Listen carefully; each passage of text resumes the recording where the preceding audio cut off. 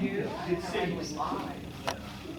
We have several people that thought they would be here and they're not here yet. I'm just going to let them come in whenever they get here. And a few people aren't going to be here today, including John Durden. He had a conflict he wasn't aware of until it was too late to do anything about it. So you've got knees. Apologies in advance. Few housekeeping things first. I am happy to announce that we've had some success filling some of our vacant seats on the committee. Bitsy Pratt has joined us on behalf of the County Commissioners Precinct 2. Should help us. Henry Acosta, welcome. He is from the Boerne ISD, Director of Facilities, as I understand. Rich, to talk to you up, you're gonna save the world apparently, so no pressure. You sent us here to report. He's precinct 2? She is. Oh, he's BISD. And thirdly is Steve Sharma, who was here last time. We didn't get to do much without acknowledging him. Welcome, representing the Economic Development Corporation. And he has provided an email that you can't get to. You will fail to ever try to email him. Really? Your firewall shuts you down. So. Oh, no. I'll check into that. Thank you. Yeah. I don't know what kind of secret company you work for, but they have I assure you it's not a secret. good spam filters.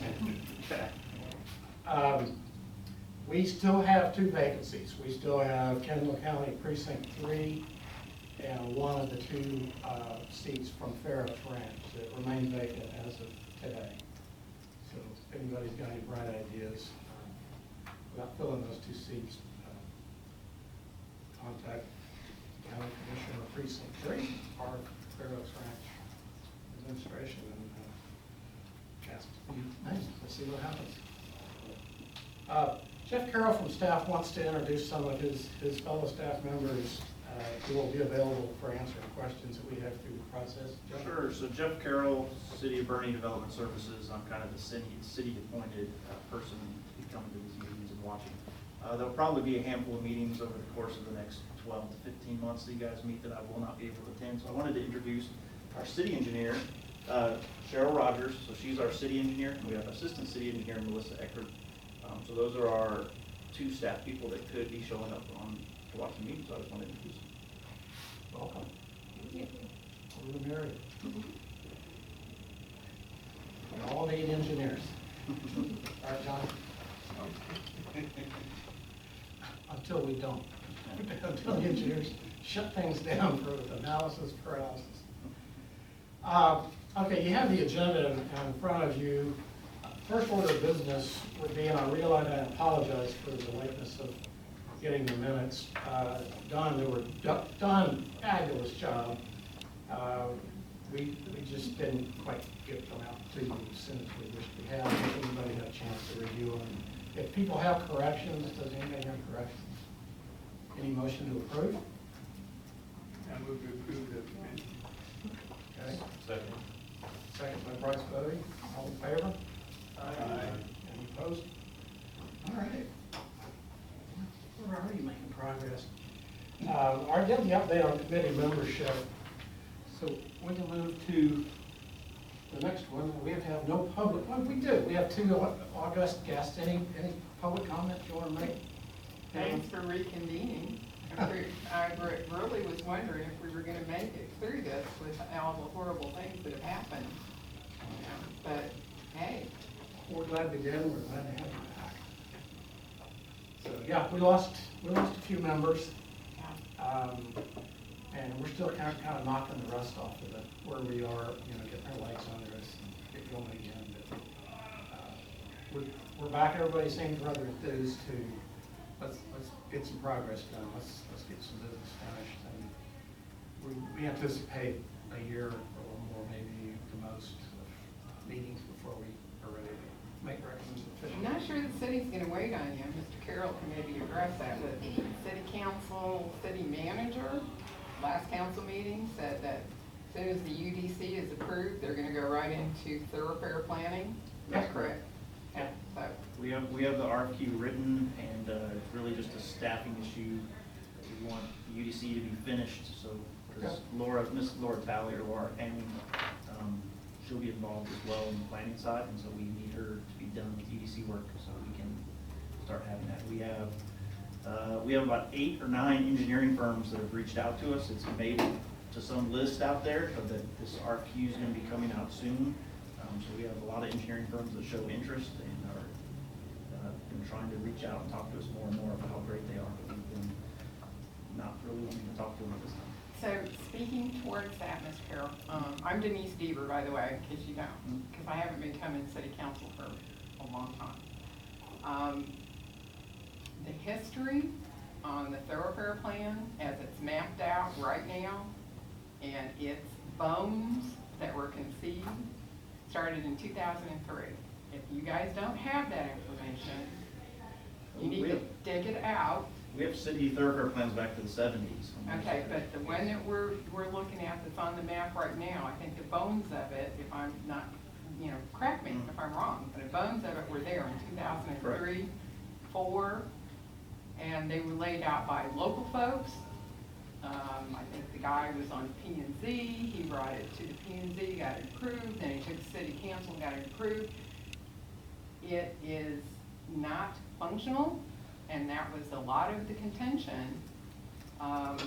That inner gateway circle, really close to this one that you got mapped out, and all of that just collapsed on itself when the county folks said, what are you doing? So, Yeah, it's definitely, so we're gonna get some professional thoroughfare people involved to look through and study it. And at the same time, we're looking, city of Boerne, we think we're about 20,000 people. So when we hit 25,000 people, our ETJ limit goes from 1 mile to 2 mile. So that could be 3 years in advance, it could be 4 years, we'll see how that happens. But yeah, it's definitely something we're looking at, is planning to 2 to 5 miles out from today's city limits for the thoroughfare plan. okay, well, right now, your thoroughfare plan goes through my south yard. It takes out my water well, my storage tank, it takes out my neighbor's storage tank and the fire tank for our subdivision as it's planned right now. So obviously, this is not gonna work for a lot of folks, what you've got on there. But on the other side of the coin, you're forcing this through as it's planned. South Glen, Spencer Ranch, some other places, because it's planned. So that's what I'm looking at. How are we gonna blend this plan and everything that's falling in together with reality? So that's where we're coming from. Understood, Bree. Yeah, so then the main part to remember is when the city's major thoroughfare plan is a high-level concept plan, and then we can go into the next level study, and the next level study as we go about. Really, it's showing connections. It's kind of true that when stuff happens, the lines get shifted here or there, but the goal is we want plus or minus here, we want a connection from here to there. Was the intent of, my understanding, I wasn't here at the time, but it was my understanding of the intent of the thoroughfare plan was to establish those connections. We have some kind of on the northwest side of town now that kind of evolving, but it's solving we want a road that goes from Highway 46 to Johns Road, and so they're making some tweaks, but they're establishing what we want to happen. So it's not right at the exact spot our map says it is, but it's a couple hundred feet over, and it still accomplishes the same thing.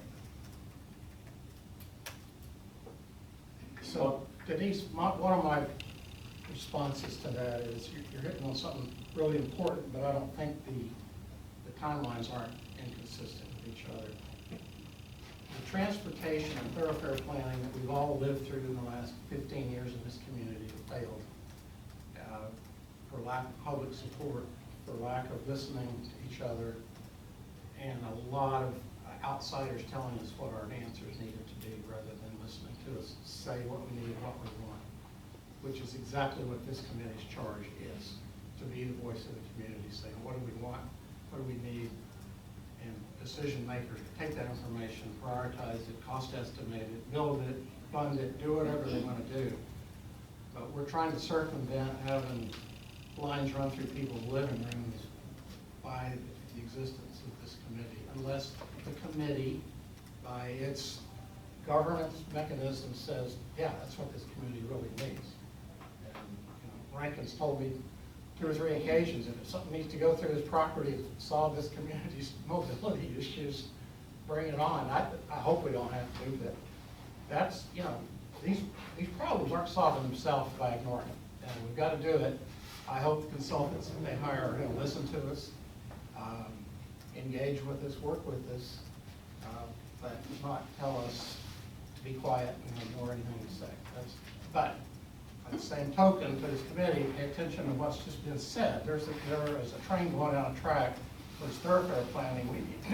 We need to get on with our business. We cannot study this topic to death. And it'll be, the consultant will probably be a 12 to 15-month contract as well, so there is, it lines up well with this kind of time frame as well.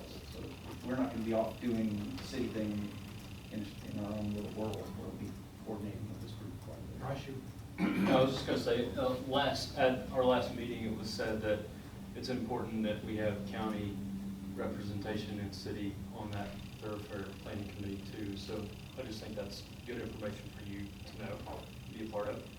And that will be new.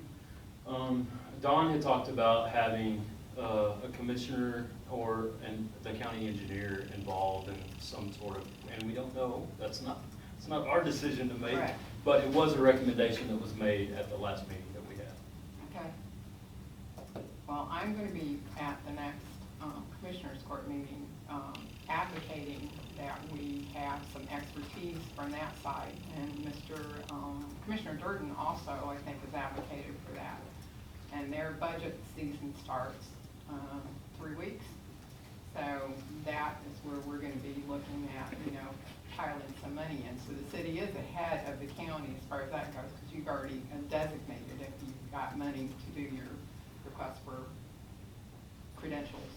It was in this year's fiscal budget that we're pushing to next year's. We actually hope to have it already started by.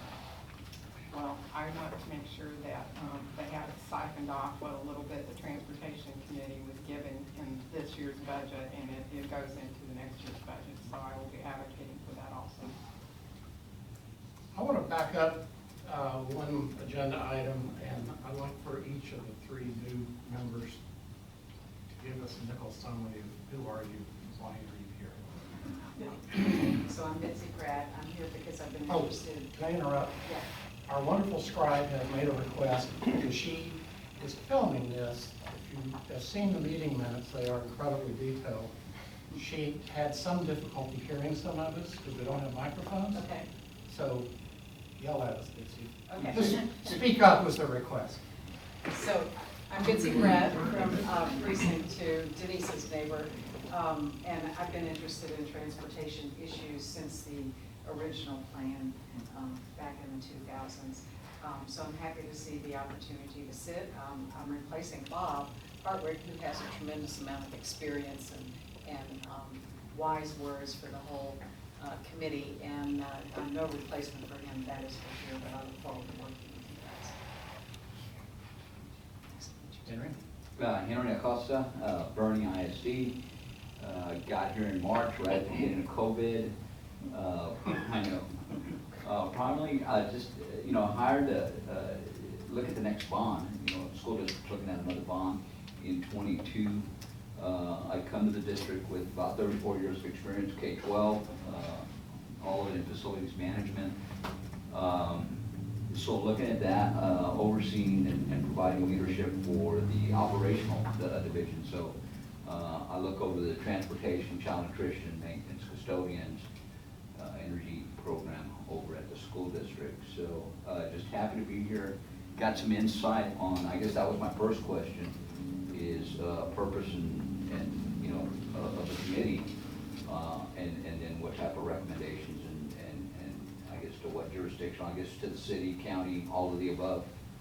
Yeah, well, if you hadn't seen on the website, is the original Commissioner's Court order that formed this thing. It's got a mission statement, and then the city of Boerne adopted, named 2 people, Pharaohs, 2 people, each county commissioner named 1. Yes, sir. And then we've got soil water conservation, Farm Bureau, you know, just other interested stakeholders represented. And again, they're all from here. This is not a TxDOT-driven process. This is an outsider. We have had great outside help from NPO. We've got city staff sitting here to be of assistance to us.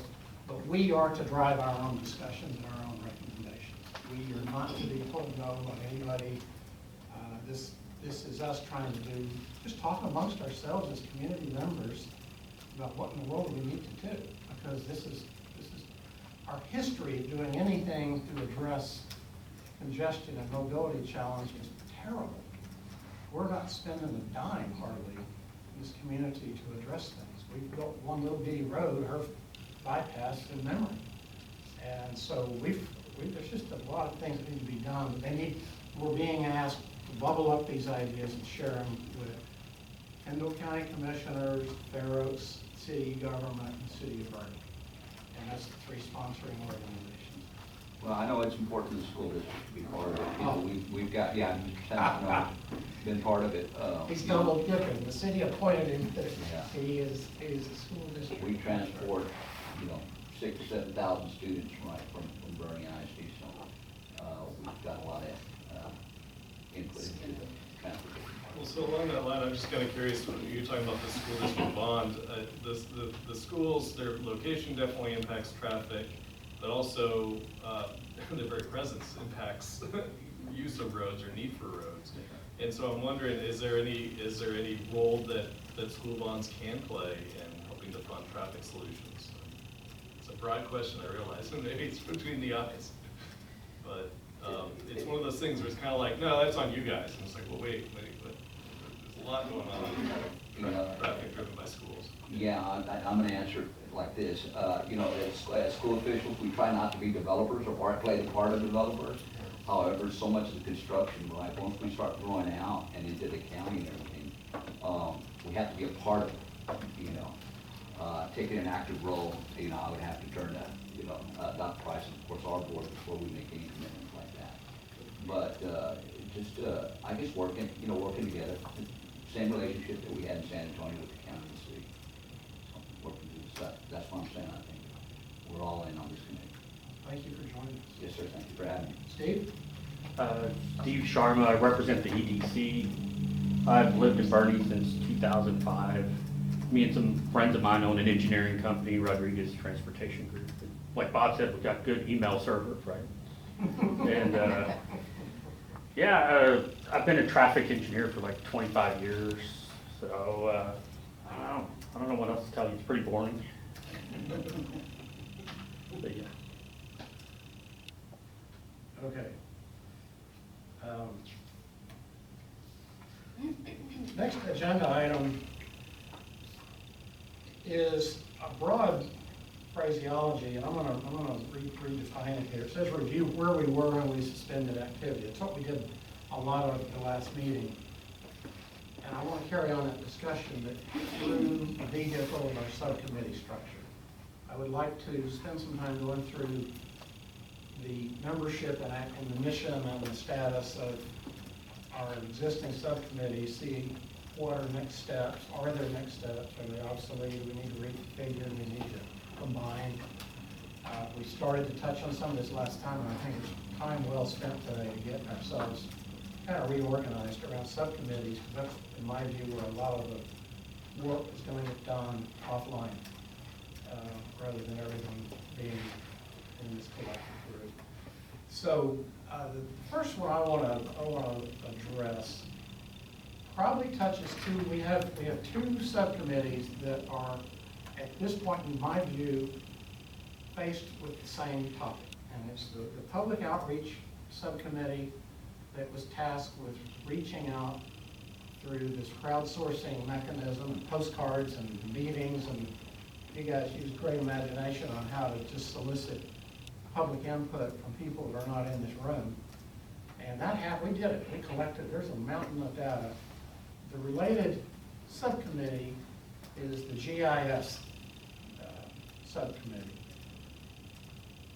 And that's the computer geeks that have done mapping and have, it morphs into, they started to cross over at the website level. So here's the question. Are we through with the pure public outreach as the definition of the subcommittee first existed? Or is there more to do? I think there's probably more to do. But what do we do about using the information we've already got? I see it as, it was a huge topic last meeting. Shut us down for the better part of an hour talking about not enough data driven on the list that Don and I presented to the governing bodies, and yet this data's sitting there fairly uninterpretable to my lame mind. I'd like to really discuss solving that one, because I think that's job one. Topic, anybody got responses, dialogue? I just have a question. What format is the raw data in from Excel? Go ahead. And when you say sitting there, where is there? It's somewhere. NPO gathered it. It's on these websites. If you go to the tool, you can pull up screens and there's millions of Public comments. input on the maps. Yeah, okay, I thought that the MPO provided us with some package of data at some point. I'm sure you've seen it as good as I have. When I took a look at it, I didn't find it useful. Yeah. Maybe it's just me. So that was my question last time.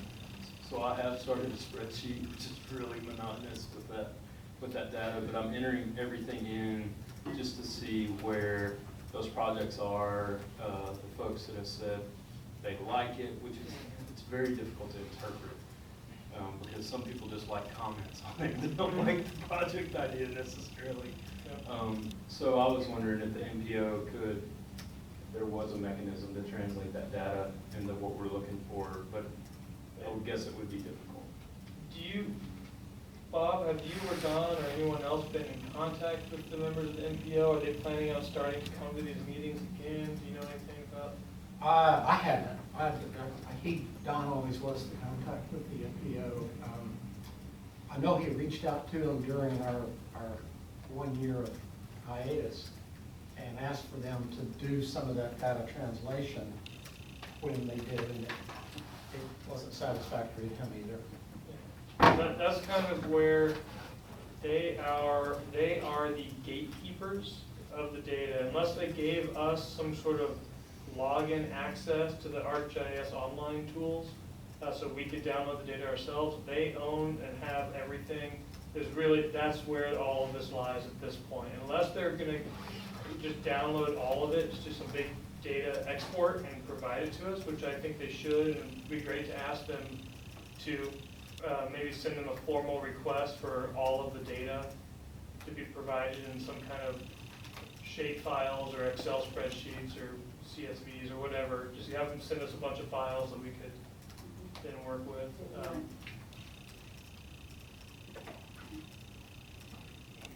Jonah knows how to manipulate it after that fact. The key becomes their concern is going to be transparency and making sure that, we represent everything that's on there, which I don't see.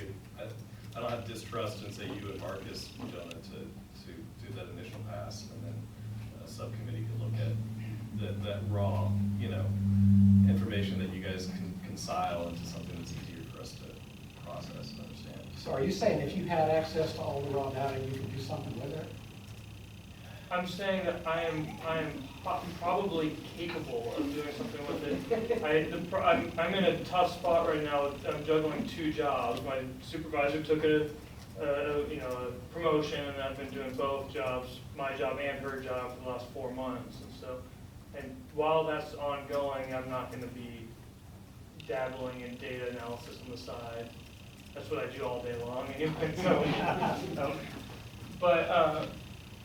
I think step one is get the data, see what it looks like, be able to understand how big of a problem it is. If it's an hour playing around with some Excel spreadsheets and stuff, then that'd be one thing. If it's a big giant mess, then maybe we divide or conquer in some way, or find someone else to help us with it. Or maybe Marcus could do some, I mean, he wasn't at the last meeting either. Have you heard anything from him? Or? He's indicated that he was going to continue with the committee, and I thought he was going to be here today. I thought a lot of these people were going to be here today. Is there a plan? I mean, could you formalize the steps? What would be the next steps from where we are to where we need to be? Yeah. Could you just outline what those steps would be? I mean, as in far as, writing? oh, in writing, yeah. Yes. Sure. I mean, I can even verbally do it since we have some transcriber who's catching every single word I'm saying. I was pretty impressed when I looked at the minutes. I will agree with that. I was like, wow, I said that? Basically, my steps, just to outline it really quickly, would be to step one, get all the data, and then go through and identify all the different projects, right? So what's every single project that people talked about in that process? And then start compiling all the information for each one of those. So comments and support, likes, other things where there's opposition, and basically set up a couple different categories where we just make some little notes for each of the different projects we've identified. And then you could sort the list based on those different categories. So you could sort it based on the projects with the most comments and the most likes, or like everybody liked it, or you could sort it by the least controversial, and things like that. And that would give us some ways of identifying the ones that might float to the top as far as highest priority projects, and be able to filter out the really high controversy ones, or the ones where there's only one person proposed it and nobody else did anything. So that's sort of the rough concept that I had in my head, just kind of working through in a pretty systematic way. Okay, well, with that kind of guidance, I think what we can do is make the request to MPO for your step one. And if we succeed, then we're going to have to decide how do we implement 2 through 5. Yeah. There does come a bit of a challenge where there's strong, and I think it's well intended, but there's a strong opinion on that side about, well, it's got to be a certain way because to be transparent in the public and blah, blah, blah. It was coming along strong when we were setting this up, where we were trying to almost create our own separate version. No, we got to compile it here. And if they push back, I do think we just need to make sure that we stick to our own, we're trying to make this happen, we're trying to process this and not have it be the MPO running the show for us. And I think we need to be able to take some ownership. It's just my opinion. Well, we do. They were just I a know. resource that was helping us. I just don't want them to forget that. I do think it would be completely fair and probably a good idea for us to make the entire data set as is provided by the MPO available on the website. Yeah. Anybody can download it, can manipulate it themselves. It's there anyway, it's just, this is a different way. So I support that. Yeah, sounds good. It's a good solution. And I think that's what happened is we went through this, but we never got to the point where, okay, now what are we going to do with this data? We discussed these 8 projects outside of that information, really. This is the public input that we're taking into consideration, and that's very important. Well, I think it's critical.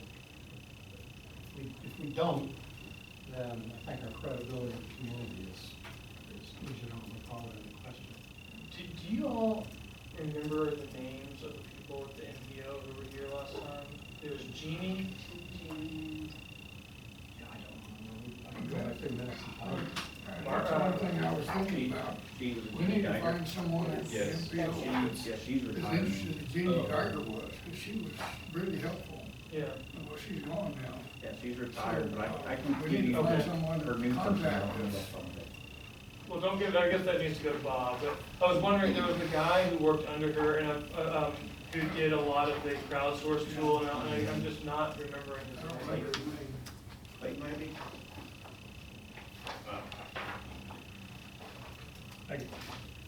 Don may know, or I can dig back 2 minutes and find it. Because they certainly attended a lot of meetings. Okay. I appreciate that, and we'll do that. I'll get that request made. We'll keep But- that in my spreadsheet. Yeah. Sure. Just provide a new name. Okay, I'll see, yeah, city administration. And Bob, I do have another question. If it's off topic and you want to postpone it to later, that's fine, but I was curious to hear, what Jeff talked about, the possibility of a thoroughfare kind of plan. I wasn't really sure what the group was they were talking about. But the relationship between that and the hiring of a consultant and sort of our committee and sort of the interplay between, as you were talking about that, I started finding myself kind of wondering about the role of our committee within the existence of these other potential efforts that are going on. Well, I don't think Jeff nor I would have any blinding insights about it. Cities got their work to do, and we've got our work to do. The same organization appointed us that's authorizing this. I don't think that, certainly from the mayor, there's no intention on his part to ignore our work or dumb down theirs. So, I mean, if I had to read in on a subtle message, it's to us to get on with it. But I might be just dreaming on that subtle message. And Jeff, can you elaborate at all on what you had heard about this other group related to thoroughfare stuff? Or I think I heard you mention that there was maybe I misinterpreted. I thought you said something about. So we're gonna have an RFQ, request for qualifications, that the city's gonna try to hire a consultant to help us put together a major thoroughfare plan. And so the other part is the plan and what our scope that we're coming up with. It's not just spaghetti picture of lines. We're also gonna evaluate all of our road cross sections. So right now in our ordinances, we have an arterial, and it's this wide, this many feet of pavement, this many feet of sidewalk. We're gonna go through, and today we have probably 12 different road categories. Some of those are never used at all. So we're gonna try to simplify our road matrix. But also look at multimodal sidewalks, bike lanes, which today all of our road sections have sidewalks and most of them have bike lanes. And we're gonna evaluate all that as well as the map of where roads could go. Okay, I thought I had heard you mention something about the development of another group of appointed citizens or something from the commissions related to thoroughfare planning So there was some comment you made and I was scratching my head. I was like, wait, is that Today? sort of like what Today or this last meeting? group? No, I thought you said it today. Oh, so maybe I said we have several engineering firms that have been tracking this. No, so I thought you said something specifically about another citizen kind of group.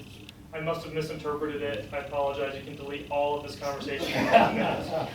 I was glad I asked for clarification because I was kind of like, wait, what? It was just a brief offhanded comment, and I was like, wait, okay. It's gonna take up a page and a half. I think we need to stop and think about where we're going first. You know, we've been looking at the 8 or 10 jobs that, we've identified as needed. They've been needed for 10 or 15 years. They've never been funded. They've never even figured out how much they'll cost. So until we get serious about doing things that will take care of problems we have right now, that's one thing. The second thing, this committee, we're supposed to be looking at long-term mobility needs of Boerne. Okay. Does that mean that we have a loop around Boerne to get rid of the through traffic, don't want them in town? Does that mean we have some kind of a network, a grid network in Boerne?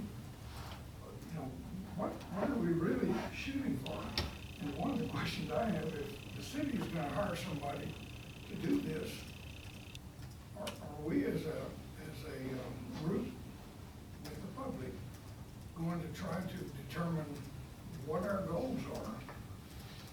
Then I would think our group would talk to the city to say what the consultants are to be considering, rather than letting the consultants come in like TxDOT did. I got all over about drawing lines through the downtown Boerne with a 300-foot right-of-way. And I told them, no one in their right mind is going to do that. But they did. And I asked them why. Well, they wanted to get comments. Well, you got comments on it.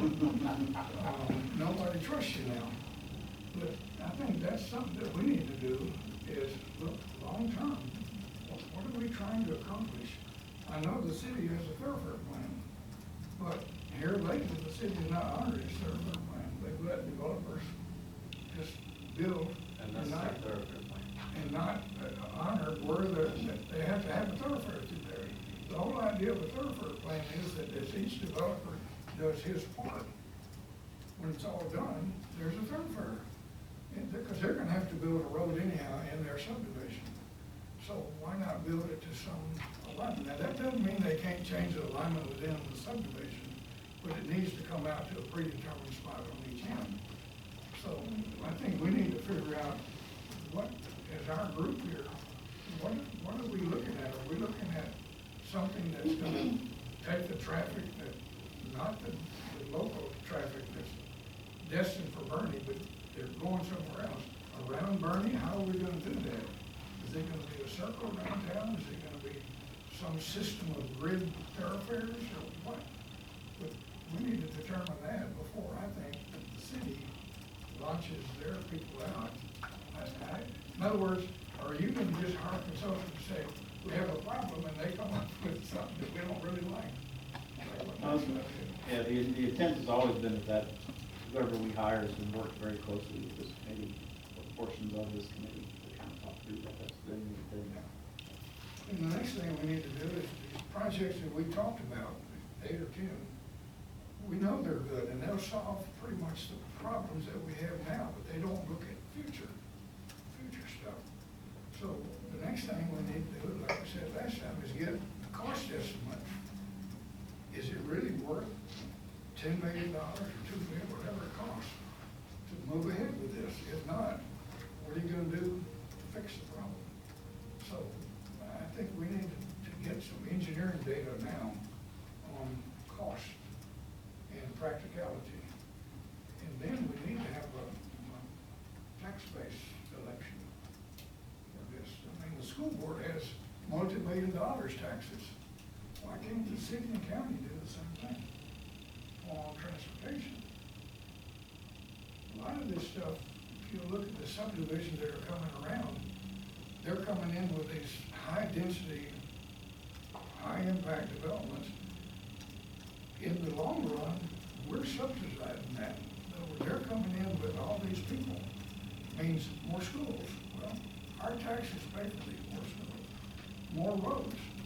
Our taxes pay that subdivision doesn't pay their pittance. Why we need development, or impact fees. Huh? That's why we need impact fees on all the Right. development, but we don't. But, so anyhow, we just need to look and see, where are we right now with these projects we're talking about?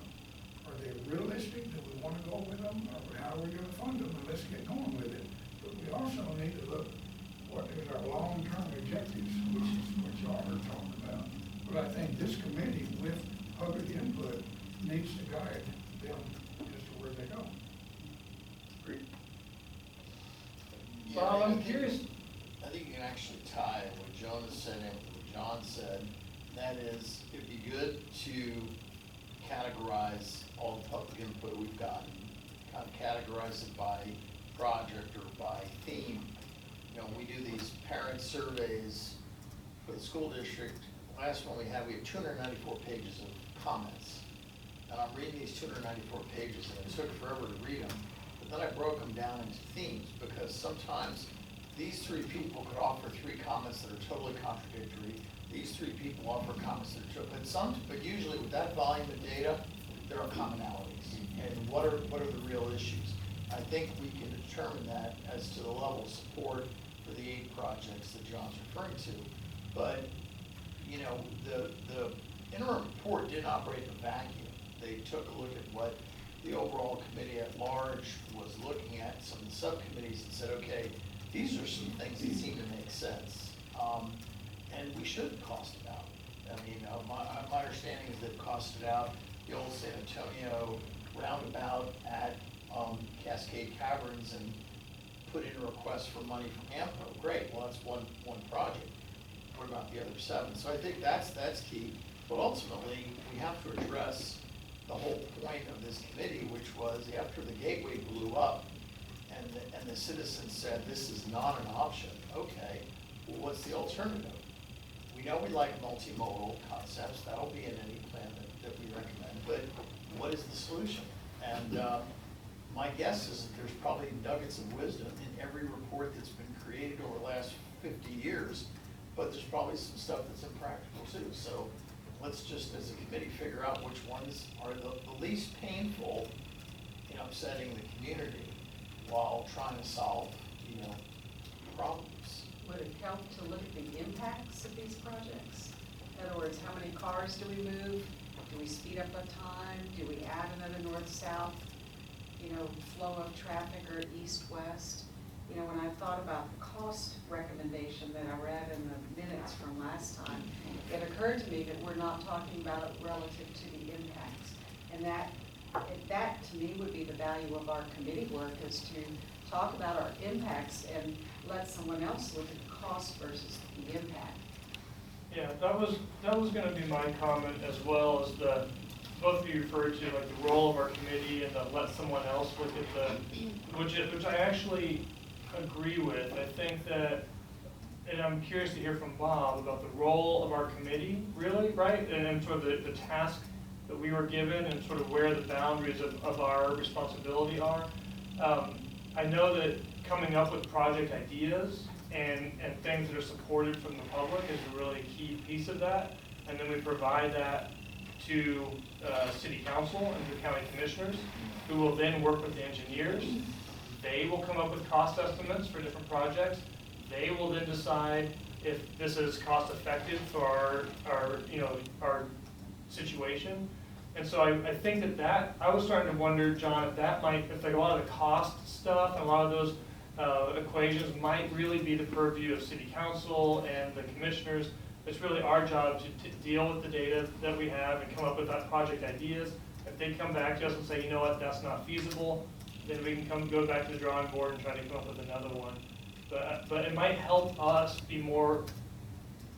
get further along faster if we don't have to get bogged down with those other parts of the overall agenda. I don't know, curious. So you asked what I thought. Here's what I think. The body of work coming out of this committee should be so large that it never all gets funded or implemented. It is a resource. It's this pool of community ideas, needs, and wants that decision makers, city council, city staff, county, anybody can look at and say, what did this community really say to us about what they want? And so there it's going to be. It's got to be in a user-friendly, Reader's Digest vocabulary format so people actually can make sense of it. If you guys want me to get the mayor back in here and say this from his mouth instead of mine, I'll do it. He's told us twice, cost is not our problem. He wants project ideas. They'll deal with the rest of this stuff. The cost estimate that happened at the roundabout down at Cascade Caverns did not happen at this committee. It happened at the city. And that's how this is all going to get. Now, smart people like this guy can help us do per square foot or per linear foot or whatever. We can throw guidelines of cost, orders of magnitude, but we are not to get bogged down and hire a consultant to come in here and do schematic design so that we can get construction cost estimate. And I will get him, if you want to hear from him again, say so, I'll get it in here. But he's already told us. He's been very, very clear repeatedly. He does not want us getting paralyzed by that. So we're not stupid people, but so what? Here's my point. If we handed them a list of recommendations that cost $500 million, if they funded every project, or let's just say $1 billion, and they haven't spent, I don't know, $2 million in the last 15 years, then that would be a pretty daunting challenge facing these people. And so then what would they have to do? They have to figure out which of these they want to do, in what order, and then how are they going to fund them? That's back to the taxing. That's right. If we've got to start raising taxes around mobility, that's not our decision. That's not even our recommendation to make. That is above our pay grade. We are not asked to be doing that. Right. And I think what it becomes is a distraction that's slowing us down from moving forward with your 5 steps of the public input data and letting that help guide us towards saying, here's a bunch of automobile-centric projects, and here's a list of a bunch of non-automobile-centric projects, and compile it, bless it. You guys, remember, Don and I aren't voting, you guys have got to, this is your deal, and then submit it. And I think that's gonna take a number of months to get there, but at least we gotta get there. Are they? I have a question. So kind of combining a couple of these ideas here. If we get the public input data to a clean point where they're all themes, you've got all the Highway 46 ideas from the public, is there a model, easy model, available to us that we can say, okay, this is the idea, this is how many people it will move? Not the budget, not the monetary, but the people it will move. Is there a formula, is there a model out there that we would have access to? I thought I heard from AMPO that there was. So that would be one thing we could do.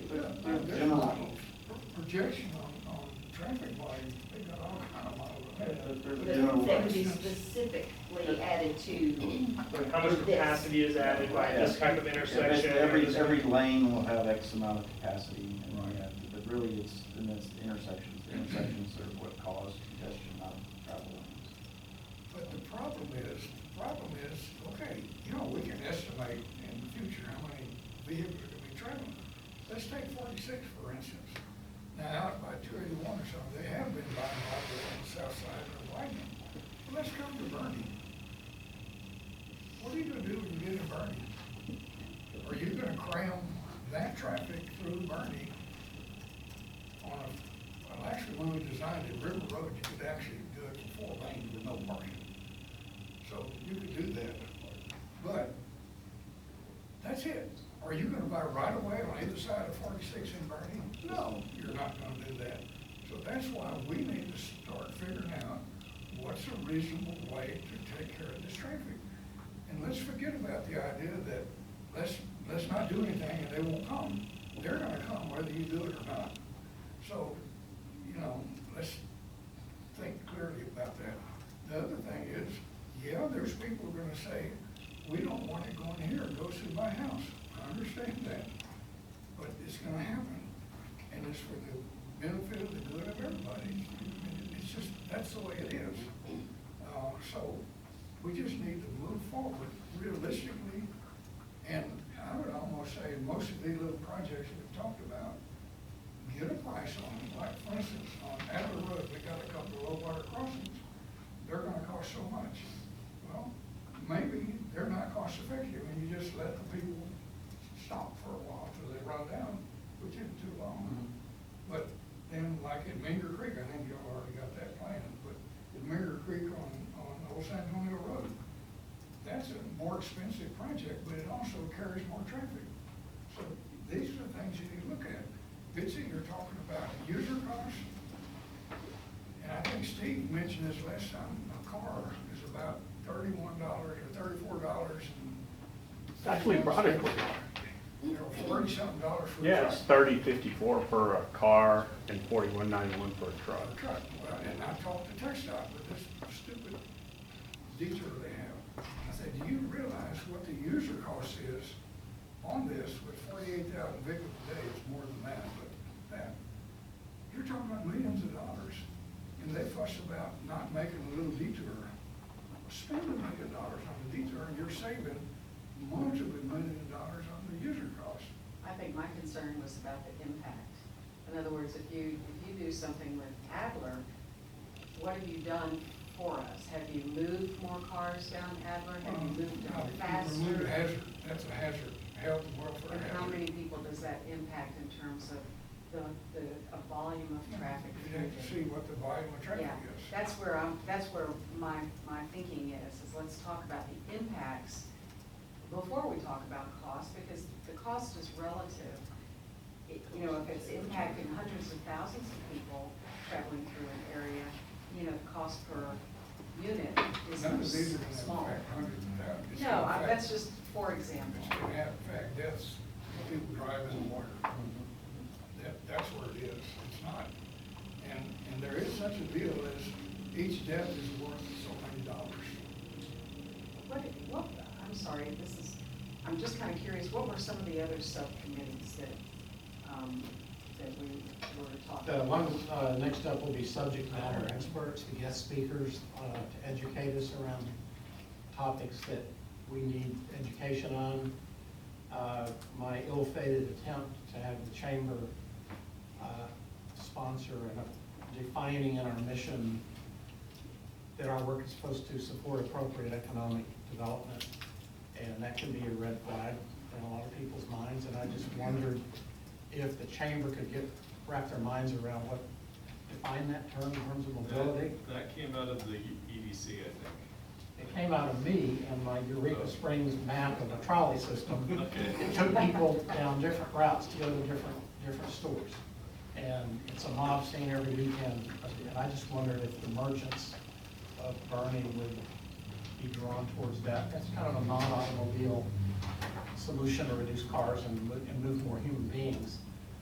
But I don't know, it hasn't gotten any traction in a year, so year and a half, so I don't know if it's got any merit or not. The final subcommittee that we had at one time was called Past Studies, and then it morphed into the Projects Subcommittee, and became, there was discussion last time, it maybe became overblown in terms of it became doing things that a lot of committee members wanted done at the full committee level, in terms of picking projects and prioritizing them at a subcommittee meeting rather than at this meeting.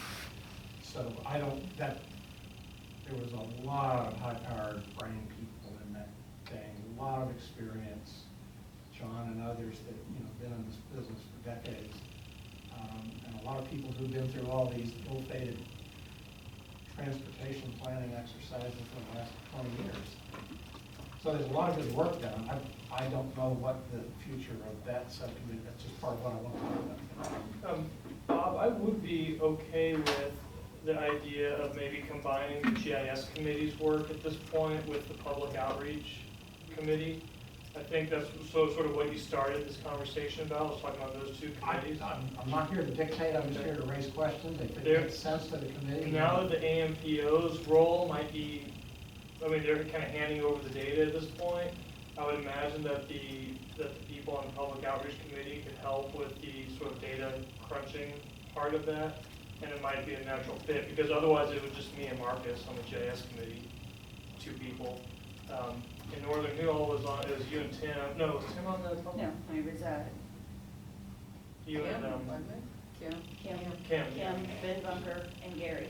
So I'm the sole member of the subcommittee present today. So Yeah. as the sole member of that committee, present, I'm fine with combining them, because we were, working closely together anyway, because our work interacted with their work. Completely.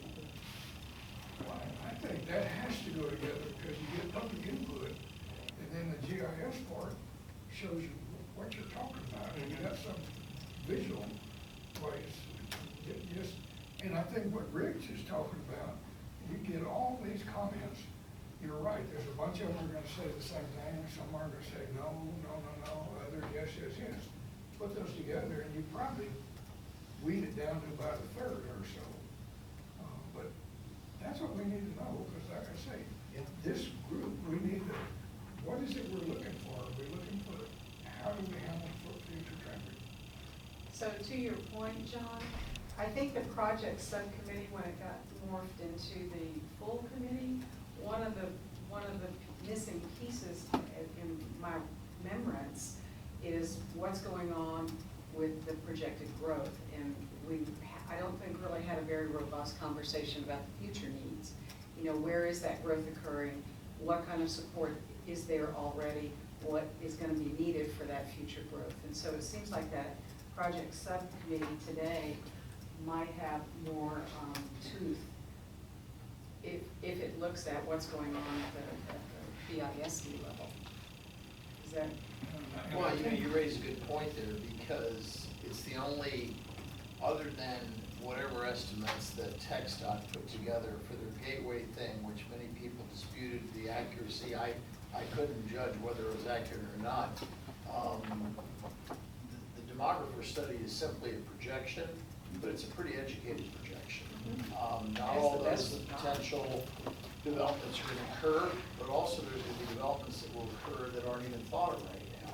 And I think if you took a look at a map of the county or the school district, which is about half the county, and the further out you get in the county towards Candalia, you're just not gonna have the mass development that you'll have closer to San Antonio.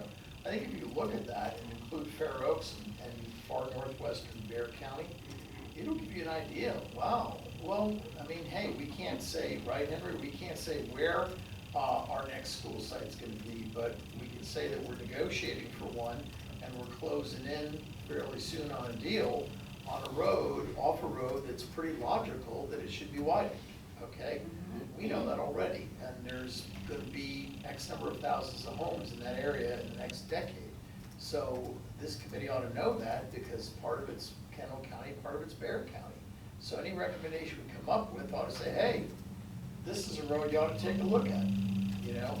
And the developer is kicking in some money for part of it, but it's not gonna do the job that's really necessary for long-term mobility improvements. So that might be a good place to revisit it and really drill down and say, okay, what makes sense here? As I recall, we were at that point when everything got shut down. But I thought the full committee had developed a fairly exhaustive list of projects throughout the county. Yeah, and that maybe that work just needs to move into future needs and it can be brought to a close, at least currently. Those are the 8 projects that were subject to the interim report. There were tons more than that. Okay, I thought you were talking about the 8. But I agree it should be the whole committee, because, you know, if this is a 15 or 18 person committee, you know, the thought of leaving it in the hands of 4 or 5 people, we have a diverse group of members of this committee for a reason. So I think if all we're doing is cleaning up the interim report by saying, hey, what's the feedback we've gotten so far, let's categorize it, that's great, at least we know what people are thinking. But we're gonna be doing more of these surveys in the future as we start moving in a direction of saying, okay, we recommend this project, A, B, C, or these are things that the county and city ought to look at, A, B, C, D, E, and F. You figure out what its costs are, but here's what's coming, and educate people. But people will give you good feedback if you've already educated with them with the rationale for a project.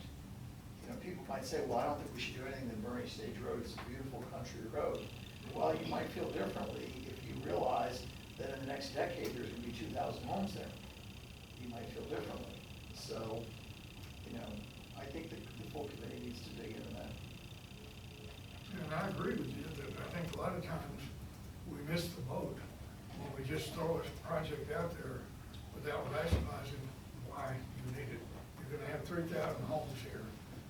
You've got a 2-lane, 20-foot wide road now. That's not gonna work.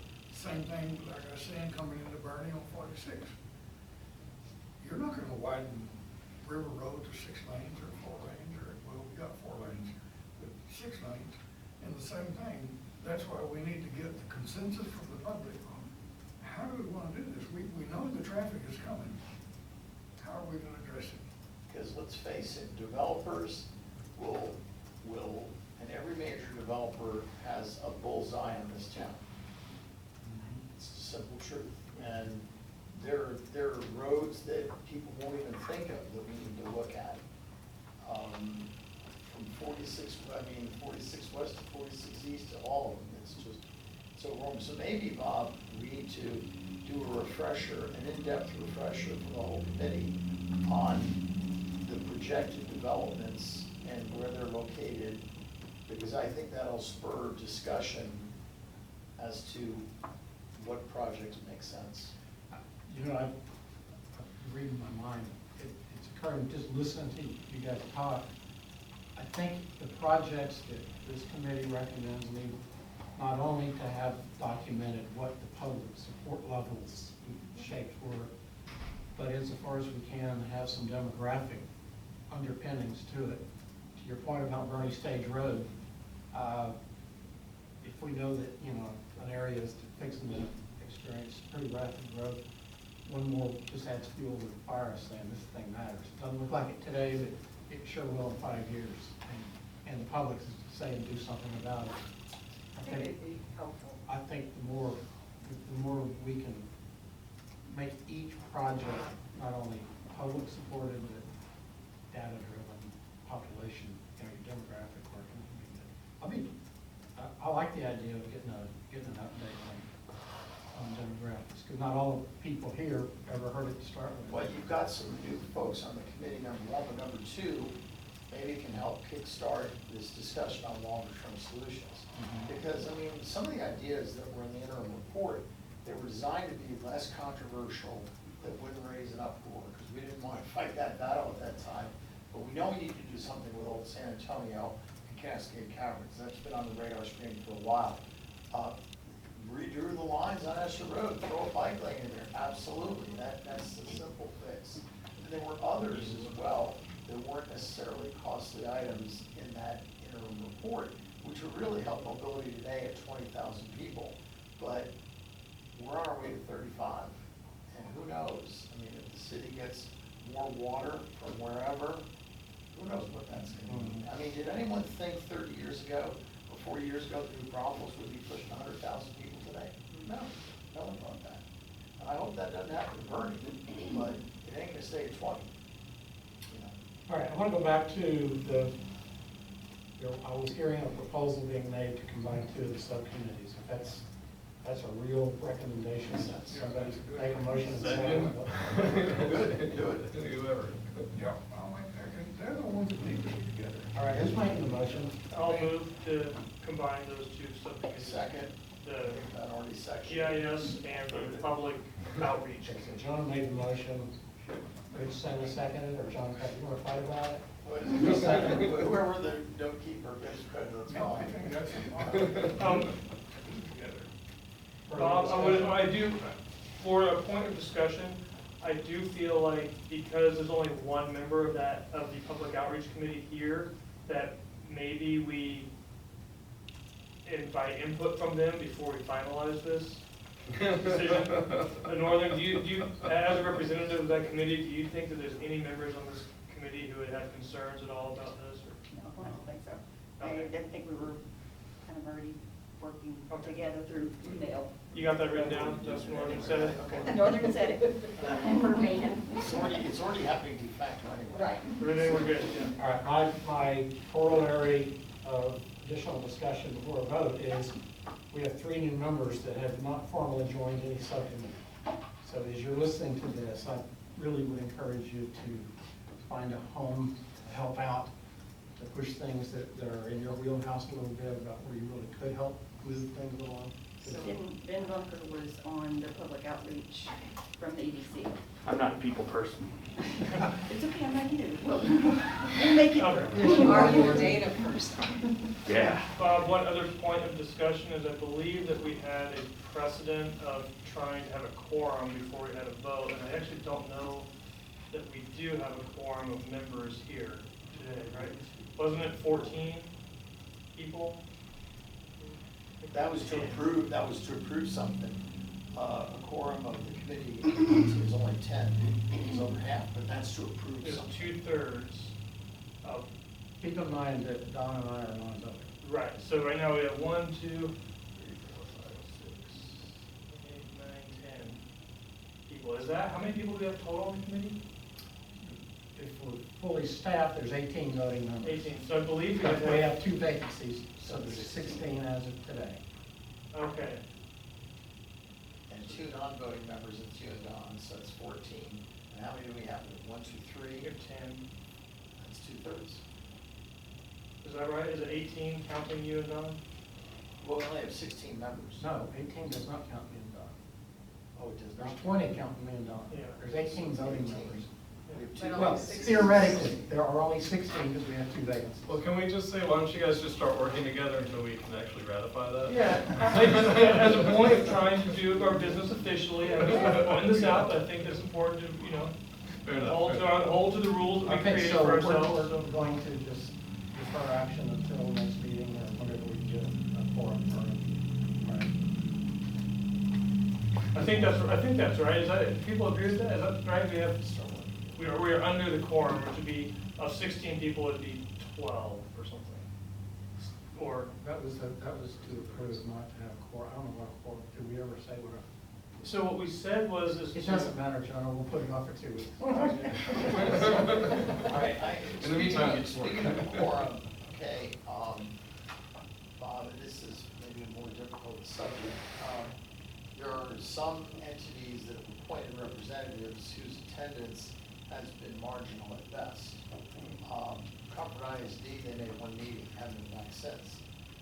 I think it's great to have a representative from Comfort here. Gary Lewis from Comfort, he's usually at the meetings. Yeah, and- Gary's an engaged member, but if Como ISD doesn't want to play, just take him off the darn committee. Or He not Como, emailed me that he was not available to be here today either, but intended to make future meetings. Good, so that was in writing to me yesterday. Is your point, should they be voting members? I'm just like, if you're on a committee, show up. Yeah. That's my only point. Yeah, we've got, Don't here's show who's up. not here's who's not here today. But I don't disagree with your point. We could put those in a little wall of shame area that's visibly displayed every time your name tag is up there. Now, we had a little miscommunication, well, we were a little delayed in getting the agenda out, and, so we'll give people one more pass. I don't want to do any hall of shames or whatever. It's just, there may only be one or two that fall in that category, because most of those names have had pretty good attendance records.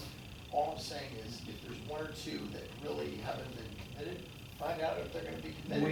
We contacted each and every one of you saying, are you available and interested in reconvening this committee? And everyone said yes, except for those that said no, they were the vacancies that we're trying to fill. So the answer is very sadly, these people said yes. Okay, all right. I'll shut up. So Bob, I wasn't an official committee person back in the day, but I did mostly sit in on the project subcommittee. And I'd be happy to do that again, looking at the future needs. That's okay. Okay. Dixon wants to join. Well, and keep in mind that we were also pretty open about, hey, if you want to come, just come. And that's true. And I believe there was some discussion too about possibly morphing the role of that committee to some degree, to have it, like what Rich was asking, maybe a lot of that stuff would happen here in the full committee. Well, yeah, we haven't gotten around to talking about that committee, so let's talk about it now. What is the legitimate, purposeful role of that subcommittee moving forward? I think one would be to bring back some of the historical information that was generated in terms of the full scope of all the projects, before they were whittled down to a tighter group of projects, and that would help the new members to see where they were and what our thinking was. And then I think the second piece of that is to look forward, using the BISC information and what we know about projected growth, and just being able to visualize that and present it, and then the full committee can take a look at maybe developing some mobility options pertinent to those zones of change. So are you saying that committee's job, and I like what I'm hearing, that committee's job would be, hey, collect all the data, the suggestions, the input from past studies, demographer reports, compile it all as a vehicle to show it to the whole committee, so the whole committee could have discussions and input? I thought we had done that previously, and that we looked specifically at a range of different projects. They got broken down to different people to go and look at and assess, and then we brought it all back together. And I thought there was a fairly extensive spreadsheet that I may or may not have since I changed computers. But and then from there, we whittled it down to 12 to 15 different projects that then got whittled down into the interim report, is what I'm remembering. When I visited that committee, which I did frequently, I saw it as a feasibility study committee. you guys were subject matter experts saying, okay, we're gonna look at Old San Antonio Road and Cascade Caverns, here's how we could do it, and here's how it could work, and yeah, that would work.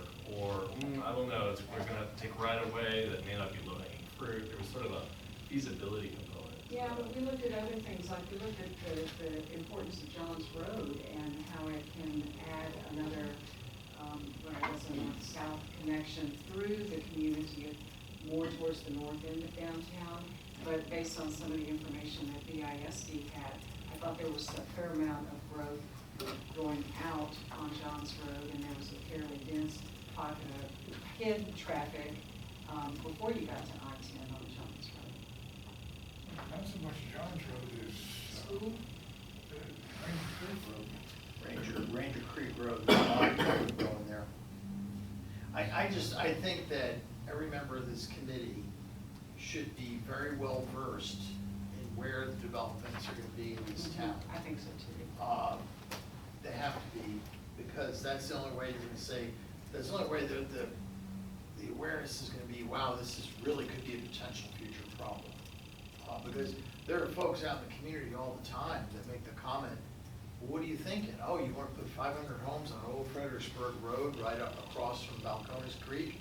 That's gonna be a bottleneck on Old Fred Road. Yeah, it's gonna be. But the commissioners have tried to fight it. It doesn't seem like they've been very successful. They have their limitations. So, and wait till more ranches sell on that road. Oh my God. So the thing is, there's a GIS piece to all that. I mean, it's the whole layer caking of, say, the public feedback stuff, plus, oh boy, we also need to look at these areas and maybe get more feedback, I don't know. But so that it's not sort of, oh, we have the ivory tower over here, we know the stuff, guys, and we're just telling you, but versus a crowdsourced sort of body of information that we can all utilize to make some of those collective decisions towards recommendations, Because again, it could turn into a silo, which it kind of did. It didn't bother me because it was all about low-hanging fruit, so to speak, but as you get into more controversial topics, it can start to turn. I don't think it should be a silo. I think if Bob, if you think that we should delve into a review again, a more detailed review, because I think our demography study, we took 45 minutes. I mean, you could take a couple hours to really, really drill down and get very specific about it. The whole committee should know that, and then I don't think that should be assigned to one committee, because these are gonna be regional decisions that have to be made. You want people from the public come to these meetings too, and you want them to see that, as opposed to having to go to 4 different subcommittee meetings. Well, no, but your demographic presentation was at the full committee. It was, but I think we could revisit and go into a lot more depth. I think we could revisit it and not go into a lot more. I'll comment that the district's study was sent to NPO. NPO is actually finalizing their own demographic study, and I've seen a draft not to be released, but it'll soon be released, and their projections are higher than the school district's projections for Kendall County. Scary. So, just a comment, but that should be coming out soon. I have a question for talking about the mapping and where the projected growth will be. Is there a map of water pipelines? Because I know some of these properties that are vacant now, we can say will not be vacant in the future because the water pipelines go through there. So, well, there's only very few cross-country pipelines. yeah, really, there's the GVRA line that brings water to kind of down there in the Southland area, and that water goes all the way to Canyon Lake. That's really the only pipeline. We have other city, basically inside the city limits, there's water main almost every street, but once you get outside the city limits, there's no water main. So like Kendall West Utilities Yeah. lines go up sort of a little bit up Subcommittee Road, right? We, as the city has a rough idea of where Kendall West stuff is, but we're clueless how their system works.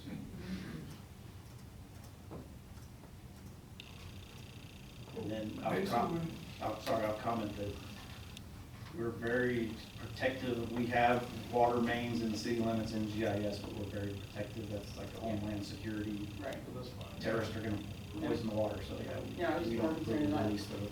this property has access to a water pipeline, kind of information, because we would know that will be most likely densely developed with lots of cars on the road at that location.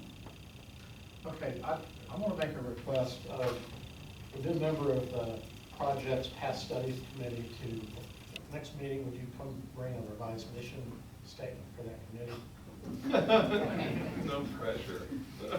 And you have permission, of course, to reach out to the other members of that. Did we have one? Did the subcommittee have one? I don't know that we were that formal. I think we need to be. I think we need to get real.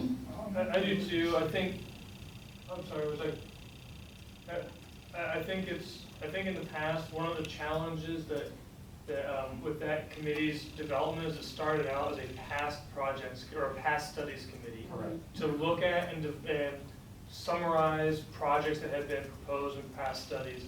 And then it kind of just morphed on its own into, and we're going to now be proposing projects.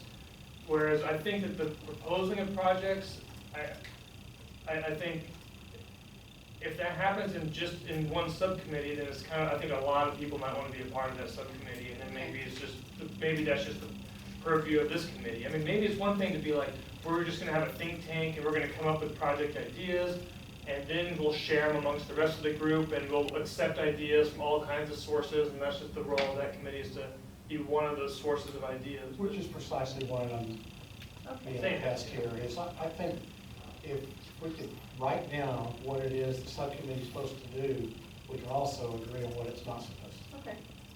So basically what I'm hearing though is it's not an action committee, it's a gathering committee. Sounds right. It's sort of that way, but I could see it morphing in toward feasibility like you did before, because we're gonna need that at some point. I think the next Or level maybe of that's a that. new one, right? Well, the next level of that is, okay, well, once we've gathered this, then looking at the next layer, which would be impacts. You know, because we're gonna gather stuff like, for instance, in the county, we're gonna say like, on Christburg Road, it's just dead ends up there. Well, they've talked for years about crossing the Guadalupe and tying into Thomas Road, I think it is, which ties into 3259. Well, that's one that you're not gonna base it on user costs. It's gonna be based on health, safety, and welfare.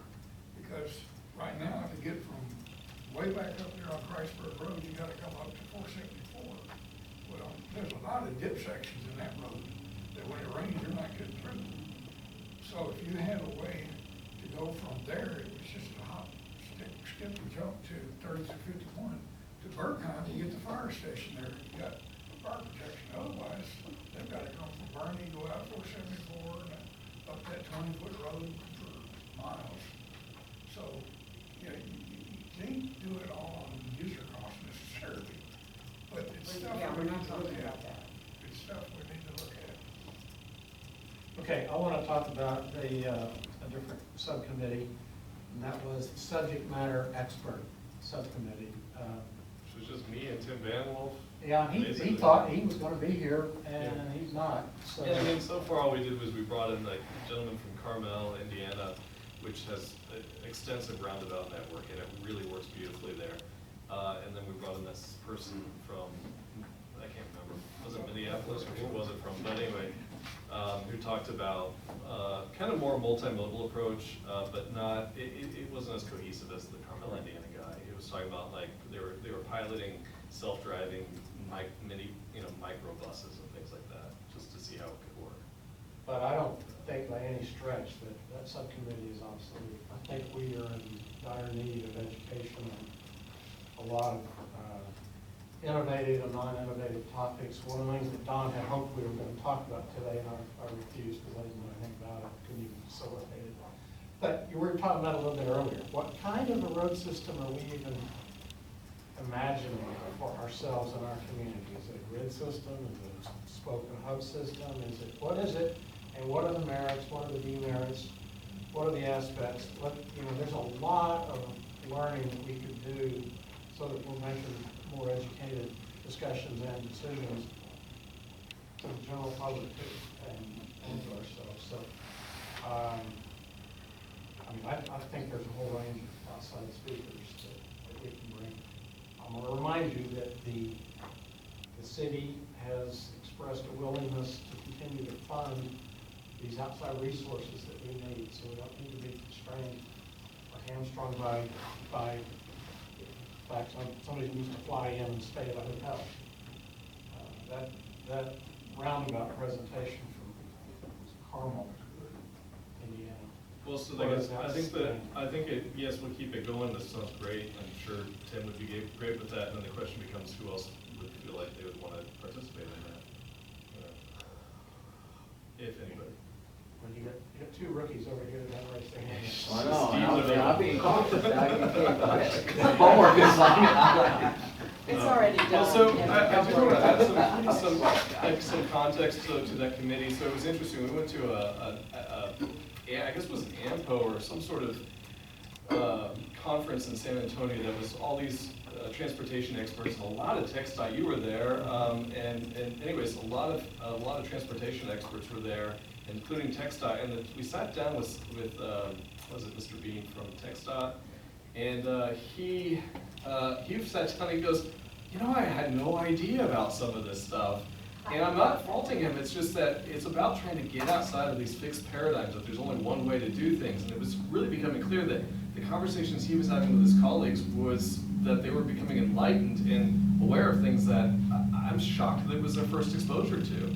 And so I think that we see that that's also a part of our role. So yes, we should talk about some baseline, for most of us, for somebody like John, he's like, I already know this stuff, but maybe some basic transportation practices. But I think that Mr. Van Wolf and I saw it as, well, let's make sure that we're also bringing some more enlightened perspective, because transportation hasn't been solved. I mean, the traffic inducement thing that we talked about ad nauseum, virtually at the beginning of this whole committee, has not been solved. People say, oh, we're just going to add more lanes, and you get even more traffic and even longer wait times at times. You know, oh, we got a processing boost, and then it all collapses.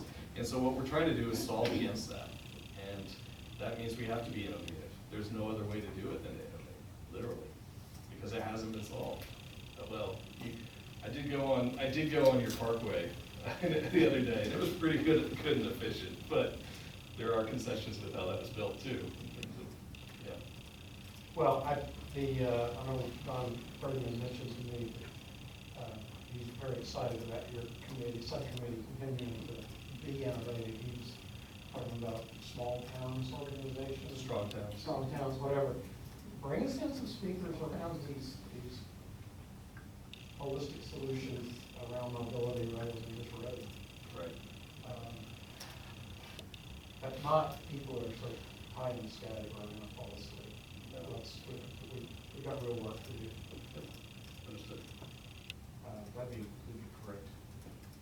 Well, and send me any suggestions if you feel like there's a topic that needs to be explored. I just added micromobility. It's on the rise. It's a demographic shift in terms of its younger population preference for getting around. But we have to plan for it, and we should plan for it. Heck, our school system could potentially benefit from it. Why have buses if kids can safely? You know, one of the things that we're fighting right now, and you know, you're talking about the subcommittee, and one of the resources that we have is, of course, our transportation director. And I'd love to bring that guy to that subcommittee, I mean, because he can tell you immediately. But one of the things that we're fighting right now is we're having to add additional routes to our transportation department, because we just can't pick up kids fast enough because of the traffic, right? Because, you know, all the arterials trying to get out of here in the morning. And you know, right now, my observation, I've been here a year, and I'm coming from San Antonio coming in right now. I gotta say that because I'm sitting here. However, you know, it's a breeze for me to get down here. Now, once I get down here, right, and then it's a fight. You know, I'm looking for every back road to get just to here, right? And of course, our transportation department starts up at 5:30, and buses start rolling out. But we're having to add routes right now, currently, just to get kids to school on time, right? So we're picking up less kids on a bus that has capacity for more, right? And one of the things I would like to see, if you know, is once this project list comes out, priority is safe routes, right? Because the more kids that I can get to walk to school, right? That's the less buses that are on the road, which, you know, it does two things, right? It gets kids to school, you know, safely, right, pedestrian, but also takes buses off the road, right? Which, you know, in turn, alleviates some of the traffic.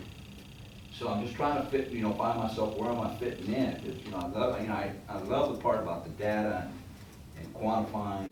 I think those 9 are in there. Well, there's a lot there's a logging report there in the county side, or no, we'd have to We'd have to check. study. But that, these are people that have walked in the county building, made an appointment, and spoken to commissioners, so. But then it hits that wall at the end of Boerne ISD where Comfort ISD picks up. And they've never done any kind of report, have they? Who, Comfort? Mhm. Yeah, you know, they really have not grown that much over the last decade. That'll change. Is that part of BISD or not? What's that? Comfort's their own.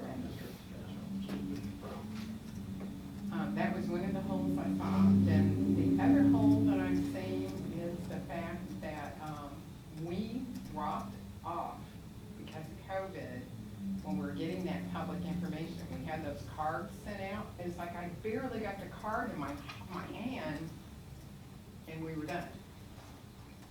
Did we actually get all the input that we needed? I know you guys are saying you were overwhelmed with input, but was it one person making 15 comments? Oh, that or was no. did you get, okay. It was open for several weeks at least before the COVID stuff happened. Did they actually close it down? Is it I don't know, still- I don't think it's actually still open. I I don't think we ever officially closed it. I think there was like a date coming up and we were gonna announce like, actually the cards actually said up till this date, right? Yes, it did. And then, Yeah. but I think you can still get on there and make comments, right? Yeah, I was just on the website just now, but I didn't try to add a new one, but it's still there. Yeah, we had a deadline for feedback was March 9th, 2020, and there are still comments on here. We were so innocent back I then. know. Like March 19th and March 20th of last year were some of the last dates I saw on it. I just saved those from the recycle bin yesterday, seriously. I know lots of empty ones. So, the new members do not know about this whole component. I'm speaking, Betsy does, because she was there in the unofficial subcommittees. But, have you seen this? Did you realize that these were actually created and we asked for the public input and where it's located at? So that's another, I'm seeing holes there in your communication. They sent me the link on the website though, where I've got access to a lot of data. Okay, so, and then the final thing was, we had an updated EDC. Am I getting that correctly? The EDC brochure that was put out very recently, It came out about a month ago. about a month ago. Was that brought to the committee? The updated, okay, so that's something else that needs to happen. Okay, that's it. Thank you. Okay, any other business before we wrap it up? Before we leave, what are we gonna do? What's our next step? I mean, I'm. Forever, until we're done, we're gonna meet on the first and third Tuesdays at this time in this room. I know that. What I'm saying is, we talked about these 8 projects and all.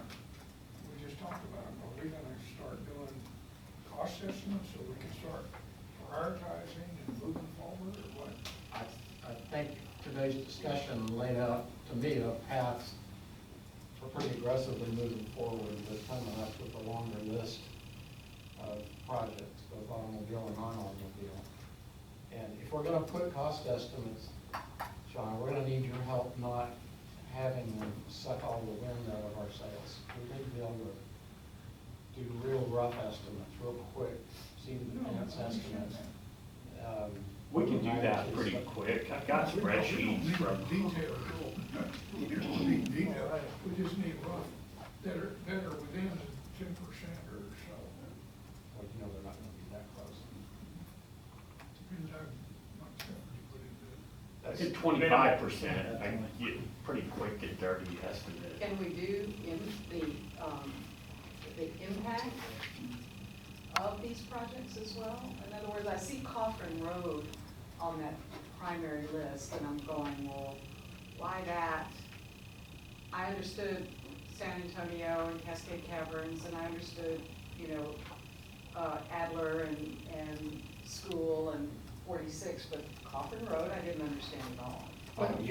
There's a real. Text dot. Yeah. Text dot cut off. When you're on Upper Balcones, you can no longer come and get on 46 to go west, east, or you go east, you can't go west. So the only other way to go west is before you get there, you turn left on Corin Road, and it goes to 46.